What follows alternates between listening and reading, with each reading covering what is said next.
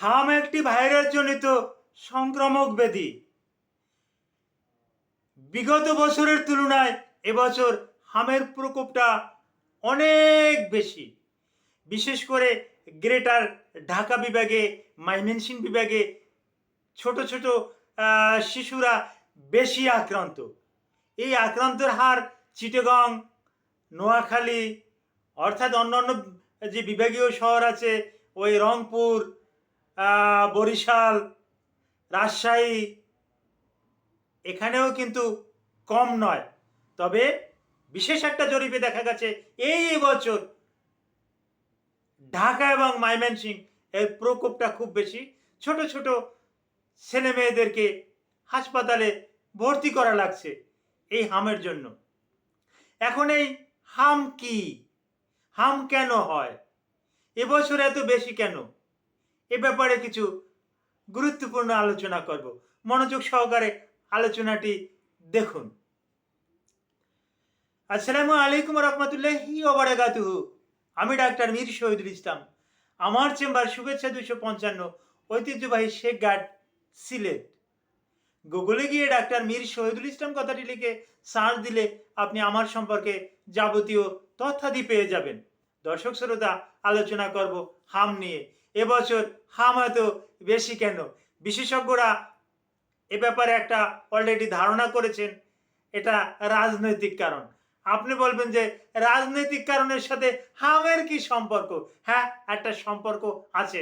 ওই 2024 সালের পর সরকার পতনের পর, বিশেষ করে শেখ হাসিনার সরকার পতনের পর যে ওই ক্যাটেকার গভর্নমেন্ট বসলো, এরপর বিভিন্ন রকমের চাপের কারণে বা বিভিন্ন রকমের সমস্যার কারণে হয়তো ওই বিশেষজ্ঞ চিকিৎসকরা ধারণা করতে পারে বাংলাদেশের প্রেক্ষাপটে হামের টিকা কিন্তু হয়তো বা ঠিক মতন দেওয়া হয় না, যার পরিপ্রেক্ষিতে এই হামের প্রকোপটা কিন্তু বেশি।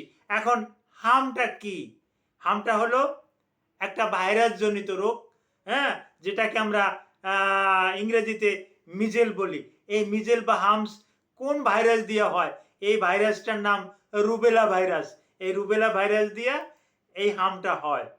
আর হাম হাম রোগটা, হাম মানে এই রুবেলা ভাইরাসটা শরীরে ঢোকার পর এটা প্রায় 1 সপ্তাহ 2 সপ্তাহ শরীরে কিন্তু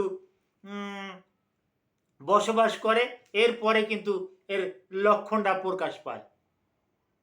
এখন এর লক্ষণটা কি? প্রথমত লক্ষণ বোঝাই বড় কষ্ট।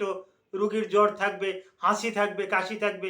এটা সাধারণ জ্বর মনে করে আপনি অ্যান্টিবায়োটিক খাওয়াচ্ছেন, প্যারাসিটামল খাওয়াচ্ছেন। এই সবচাইতে ভুল করেছেন অ্যান্টিবায়োটিকটা দিয়ে। হ্যাঁ, ওখানে অ্যান্টিবায়োটিক প্রযোজ্য না, যেহেতু রুবেলা একটা ভাইরাস, এখানে অ্যান্টিবায়োটিক প্রযোজ্য না। তবে ডাক্তার যদি মনে করে যে না, সেকেন্ডারি কিছু ইনফেকশন আছে, বাচ্চার নিউমোনিয়া আছে, বা বাচ্চার অন্য অন্য সমস্যা আছে, জটিল কোনো সমস্যা আছে, বাচ্চার কানের ভিতরে এই র্যাশ উঠে ওখানে র্যাশগুলো ফেটে গিয়ে ওখানে পয়জন ছড়াচ্ছে, তখন যদি ডাক্তার প্রয়োজন মনে করে তাহলে অ্যান্টিবায়োটিক দিতে পারে। কিন্তু ওই ফার্মেসি থেকে অ্যান্টিবায়োটিক এনে খাইয়ে বাচ্চাকে আরও অসুস্থ করার কোনো দরকার নাই। তো হ্যাঁ, এই রুবেলা বা হাম এটা শরীরে ঢোকার পর বললাম 7 থেকে 14 দিন নীরব থাকে, এরপর লক্ষণ প্রকাশ পায়। হাসি, কাশি, জ্বর, সর্দি এগুলো দিয়ে কিন্তু লক্ষণ প্রকাশ পায়।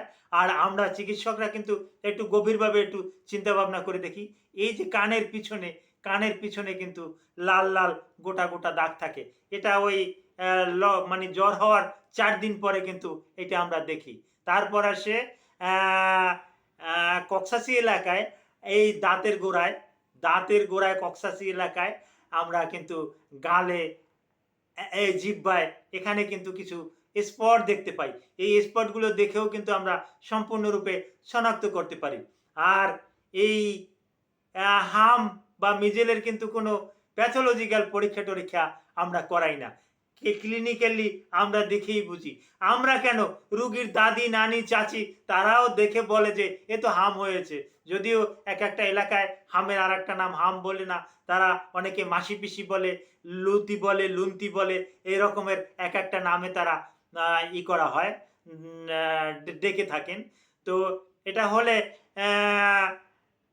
আরও কিছু কিছু লক্ষণ আছে পরবর্তীতে, যে এই লক্ষণগুলো সমস্ত শরীরে ছড়িয়ে যায়, ছোট ছোট দানা দানা বিচি বিচি, অর্থাৎ মশায় কামড়াইলে কারো কারো ক্ষেত্রে যেরকম লাল লাল দানা দানা হওয়ার মতন দেখা যায়, ঠিক এই রকমের দানা দানা গোটা গোটা এগুলো সমস্ত শরীরে এটা এটা এটা দেখা যায়।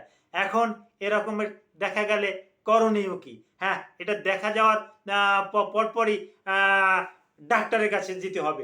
আর ডাক্তার 6 মাস থেকে 12 মাস পর্যন্ত, অর্থাৎ 6 মাস থেকে 12 মাস পর্যন্ত রুগীর যাতে অন্ধ হয়ে না যায়, চোখে যাতে কনজাংটিভা না হয়, হ্যাঁ? এই কারণে ডাক্তার রুগীকে কিন্তু ভিটামিন এ, হাই পাওয়ারের ভিটামিন এ, অর্থাৎ 50,000 ইউনিটের 2টো ক্যাপসুল, এটা সব জেলেটিনে পাওয়া যায়, 2টো ক্যাপসুল একত্রে ভেঙে আজকে খাওয়াই দেবে, 24 ঘন্টা পর, এই রোগ যেদিন হলো সেদিন থেকে খাওয়াই দেবে, হ্যাঁ, 24 ঘন্টা পর আবার 1 লাখ ইউনিট খাইয়ে দেবে। আর 1.5 বছর 2 বছরের উপরে যাদের বয়স, তাদের 2 লাখ ইউনিট আজকে খাইয়ে দেবে, আবার আগামীকালকে খাইয়ে দেবে, অথবা একজন অভিজ্ঞ ডাক্তার যা ভালো মনে করেন সেটা সে করবেন। আর অবশ্যই বাচ্চাকে কুসুম গরম পানি দিয়ে গোসল করাতে হবে, পুষ্টিকর খাবার খাওয়াতে হবে, বাচ্চারা যাতে ডিহাইড্রেশন হয়ে না যায়, তরল খাবার বেশি বেশি করে খাওয়াতে হবে, ডাবের পানি, ফলের জুস, এগুলা বেশি বেশি করে খাওয়াতে হবে। এগুলো খাওয়ালে বাচ্চা ভালো থাকবে। তবে এটা হওয়ার পর বাচ্চাকে সম্পূর্ণরূপে আলাদা রাখতে হবে, কারণ তা না হলে ওই বাচ্চা দিয়ে অন্যজনকে সংক্রমিত করবে।